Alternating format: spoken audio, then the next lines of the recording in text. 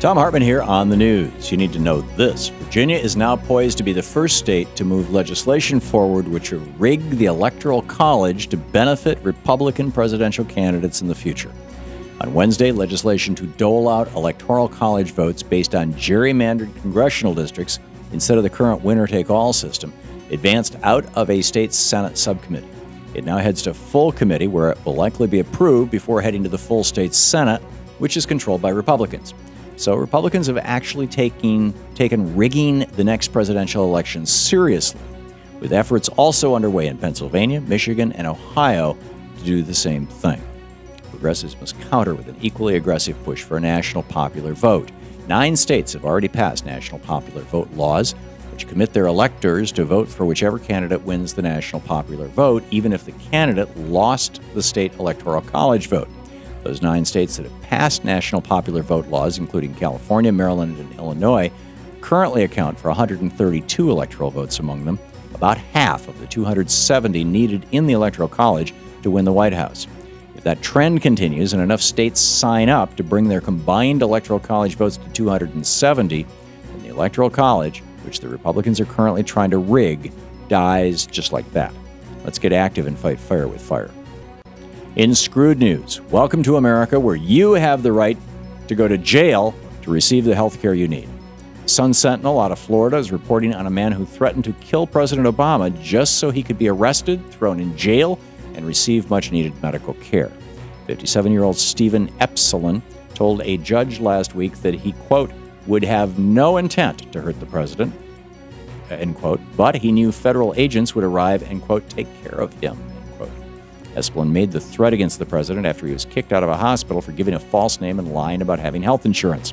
Florida's Governor Rick Scott is critical of Obamacare and is unlikely to adopt the provision in the law that expands Medicaid coverage in his state, which would help people like Epsilon. But now that Epsilon is headed to jail, he's going to get the care he needs. He's already receiving chemotherapy, and once he begins his 4-year prison sentence, he's scheduled to have heart surgery. This is a cautionary tale of what happens to a nation that doesn't provide basic medical care to its citizens. Either we make health care a basic human right in America, just like it is elsewhere in the developed world, or we commit ourselves to unrest, desperation, and a sick population. In the best of the rest of the news, Robin Hood is coming to Europe. On Tuesday, 11 European nations agreed to put in place a financial transaction tax, also known as the Robin Hood tax, on the banks. Such a tax could generate billions in much-needed revenue for the cash-strapped continent. The tax, which will range from 1% to 1/100th of 1%, will be applied to all trading in stocks, bonds, and derivatives. According to a statement from the European Council, the purpose of this new tax is, quote, for the financial industry to make a fair contribution to tax revenues, whilst also creating a disincentive for transactions that do not enhance the efficiency of financial markets, end quote. The participating nations in this Robin Hood tax make up 90% of the EU, and it's estimated that tax will bring in roughly 37 billion euros annually. According to the European Commissioner in charge of tax policy, Tuesday's agreement was a major milestone in tax history. Now let's kickstart the movement here in the United States to create our own Robin Hood tax. Well, there's at least one place now that women will soon see workplace equality: in the military. Today, the Pentagon officially announced that it's lifting its ban on women in combat, potentially opening up more than 200,000 new combat positions in the military to women.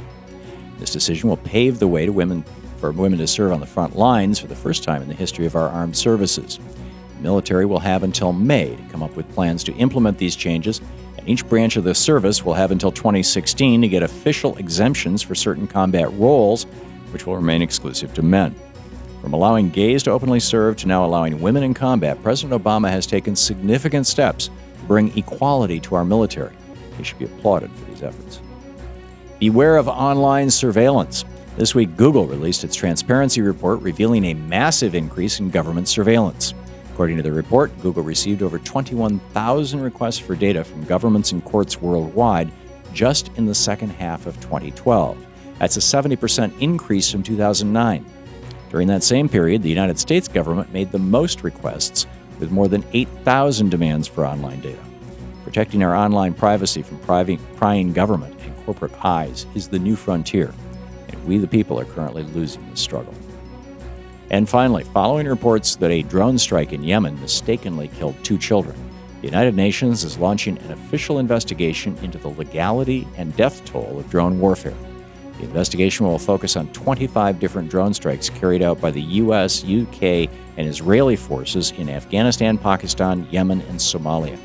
According to Ben Emerson, the UN Special Rapporteur on Human Rights and Counterterrorism, this investigation is, quote, a response to the fact that there's international concern rising exponentially surrounding the issue of remote targeted killings through the use of unmanned vehicles, end quote.